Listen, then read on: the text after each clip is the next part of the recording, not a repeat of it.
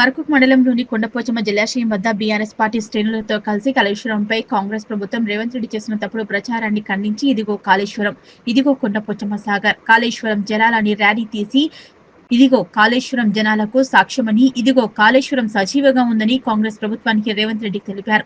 తెలంగాణ రాష్ట్ర సాధకులు, తెలంగాణ తొలి ముఖ్యమంత్రి కేసీఆర్ ఎడారిగా ఉన్న తెలంగాణ రాష్ట్రాన్ని 1,50,00,000 ఎకరాల మాగాణిగా చేయడానికి, రైతులను రాజులను చేయడానికి, రైతుల ఆత్మగౌరవం బతకడానికి, ఆత్మహత్యలు లేని తెలంగాణ రాష్ట్రం ఏర్పడడానికి కాళేశ్వరం, రంగనాయక సాగర్, మల్లన సాగర్, కొండపోచమ్మ సాగర్ లాంటి అనేక ప్రాజెక్టుల నిర్మాణం చేసి తెలంగాణ రాష్ట్ర రైతాంగానికి మండు టెండర్లో సైతం రైతుల పొలాల్లోకి గోదావరి జలాలను పారించిన ఘనత కేసీఆర్ ప్రభుత్వానిది అన్నారు.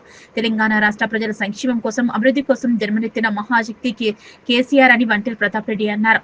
తెలంగాణ రాష్ట్రాన్ని భారతదేశంలోని అభివృద్ధి సంక్షేమంలో ముందు వరుసలో నిలిపిన కేసీఆర్ కుటుంబంపై, హరీష్ రావుపై, తెలంగాణ వాదంపై, బీఆర్ఎస్ పార్టీపై, కేంద్రంలోని బీజేపీ, నరేంద్ర మోదీ, రాష్ట్రంలోని కాంగ్రెస్, రేవంత్ రెడ్డి ఇద్దరు ఒకటే కేసీఆర్ పై కుట్రల పన్నుతో కాళేశ్వరం ప్రాజెక్టును నిర్వీర్యం చేయాలని, ఇక్కడ గోదావరి జలాలను ఆంధ్ర రాష్ట్రానికి తరలించాలని కాంగ్రెస్, బీజేపీ కంకణం కట్టుకున్నాయని మండిపడ్డారు.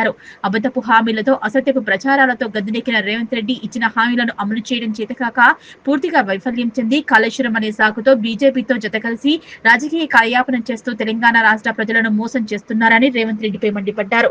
తాను గత కాంగ్రెస్ ప్రభుత్వం కాళేశ్వరం కూలిపోయిందని, కాళేశ్వరం కుంగిపోయిందని కేసీఆర్ పై అసత్య ఆరోపణలను తీవ్రంగా ఖండిస్తున్నారన్నారు. ఈ కార్యక్రమంలో గజ్వెల్ మార్కెట్ కమిటీ మాజీ చైర్మన్ మాదా శ్రీనివాస్, రాష్ట్ర వైస్ ఎంపీల forum president Devi Ravinder, Gajwel municipal chairman NC Rajamouli, Markook మండల పార్టీ అధ్యక్షులు కరుణాకర్ రెడ్డి, బెండే మాధవ్, నవాజ్ మీరా, పాండవ్ గౌడ్, రాగల సుగుణ, దుర్గయ్య, లతా రమేష్ గౌడ్, జెడ్పీటీసీలు Panga Mallesham, Arjun Goud, Medak DCCB director Anjireddy, PSCS chairman Areddy Indrasenareddy, Jejala Venkatesham Goud, youth wing నాయకుడు జుబేర్ బాషా, రాష్ట్ర నాయకులు కాజా విరసత అలీ, మాజీ ఆత్మ committee chairman Krishnareddy, vice MPP Balareddy, TRS party మండల పార్టీ అధ్యక్షుడు, జెడ్పీటీసీలు, ఎంపీపీలు, పిఎస్సిఎస్ చైర్మన్లు, ఆత్మ కమిటీ చైర్మన్లు, సర్పంచ్లు, ఎంపీటీసీలు, కౌన్సిలర్లు, ప్రజాప్రతినిధులు, నాయకులు, కార్యకర్తలు పాల్గొన్నారు. జై తెలంగాణ. కాంగ్రెస్ పార్టీ, కాంగ్రెస్ ప్రభుత్వం ప్రతిపక్షంలో ఉండగా రేవంత్ రెడ్డి గారు కుట్ర చేసి మేడిగడ్డ వద్ద బాంబులు పెట్టి పిల్లలను కూల్చి జనరల్ ఎలక్షన్లలో దాన్ని బాగా ఎక్స్పోజ్ చేసి కాళేశ్వరము కూలింది అని, కాళేశ్వరం నష్టం చేసింది అని, 1,00,000 కోట్లు అవినీతి జరిగిందని నోటికి వచ్చినట్లు మాట్లాడి రేవంత్ రెడ్డి అధికారాన్ని చేజిక్కించుకున్నాడు. తెలంగాణ ప్రజల్ని నమ్మించి తెలంగాణ ప్రజల్ని వంచినటువంటి వ్యక్తి రేవంత్ రెడ్డి గారు. ఇలా తెలంగాణ రాష్ట్రంలో కాళేశ్వరం అంటే మొన్న హరీష్ రావు గారు ఇచ్చినటువంటి ప్రజెంటేషన్ రాష్ట్రంలో ఉండే ప్రతి తెలంగాణ బిడ్డ చూసిండు.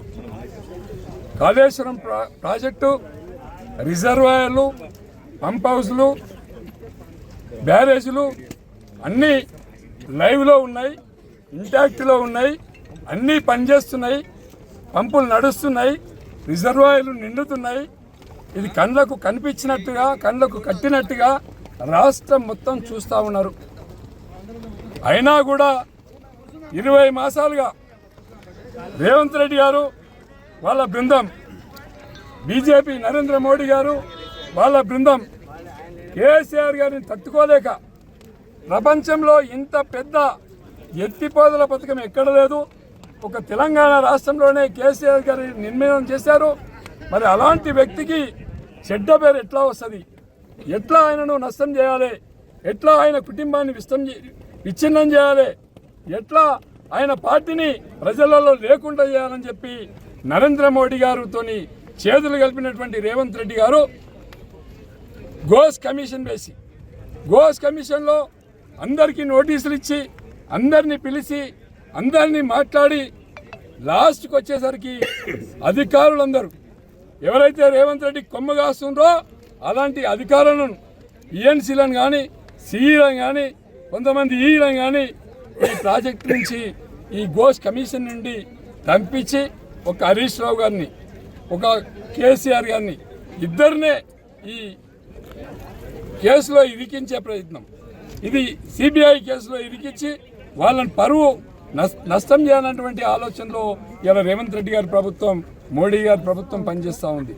మరి ఏది ఏమైనప్పటికీ కూడా ప్రజలందరికీ తెలుసు, తెలంగాణ రాష్ట్రంలో రైతు ఒకప్పుడు 3 లక్షల రూపాయలు, 1,00,000 రూపాయలు, 30,000 ఎకరం ఉన్నటువంటి తెలంగాణ ప్రాంతంలో 3 కోట్లు, 4 కోట్లు, 5 కోట్లు, 100 కోట్లు కూడా తెలంగాణ రాష్ట్రంలో భూములకు ధరలు వచ్చినాయంటే కారణం, రైతును రాజును చేసిందంటే కారణం, రైతు గుండె నిబ్బరం చేసిందంటే కారణం అది కేసీఆర్, అది తెలంగాణ, అది కాళేశ్వరం, అది రిజర్వాయర్లు అని చెప్పి ఈ సందర్భంగా నేను తెలియజేస్తా ఉన్నా.